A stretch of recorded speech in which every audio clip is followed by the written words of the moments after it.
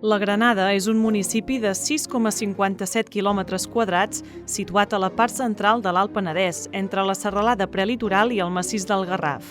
Tot i que la Granada està dalt d'un turonet i, per tant, en un punt més elevat que la resta de municipis del seu entorn, a 272 metres d'altitud, el conjunt del terme és poc accidentat. El punt més alt del terme és el Bosc dels Pujols, cosa que el converteix en un excel·lent mirador de gran part de la comarca. Actualment a la Granada hi viuen poc més de 2.000 persones entre el nucli i les cases del camp.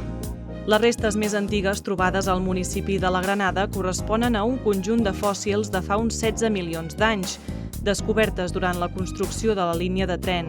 L'any 2007 es va descobrir un altre jaciment a la zona de la teuleria dels Àlbers, que va demostrar l'existència d'una vila romana en aquesta zona. Tot i això, a partir d'aquí es té poca informació sobre l'ocupació del territori fins a l'època medieval. Els orígens de la Granada són documentats des de l'any 950, quan el bisbe Guilarany feudà la Granada, en terme d'Olèrdola, a Cisobal, el qual va edificar un castell, la Torre de la Granada. També tenim coneixement que el 991 ja existia l'església de Sant Cristòfol. Pocs anys després, el 1003, una escomesa sarraïna comandada per Abd al-Malik Yusuf va destruir el castell, que va ser reconstruït 2 anys més tard. Però l'edificació del poble, que probablement es va fer sobre els vestigis d'un poblat anterior d'origen romà, no va pas ser entorn d'aquest castell o de l'església, sinó del mercat.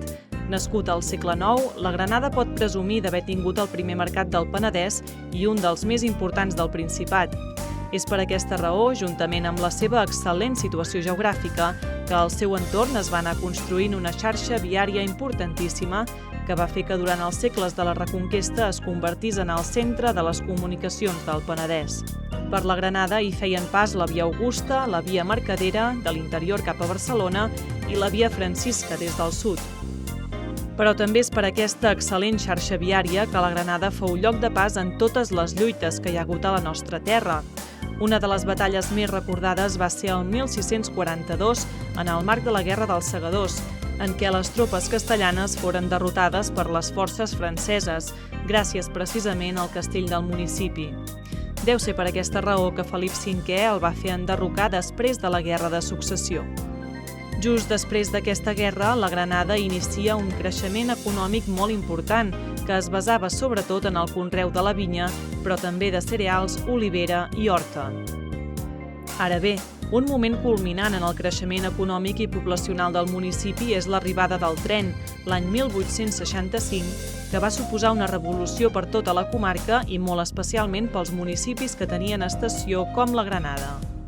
Des de llavors, el conreu de la vinya i la producció de vi ha anat creixent, només amb les aturades que van provocar la plaga de la fil·loxera i la Guerra Civil Espanyola, i actualment la Granada és un dels grans productors de vins i caves de la comarca de l'Alt Penedès.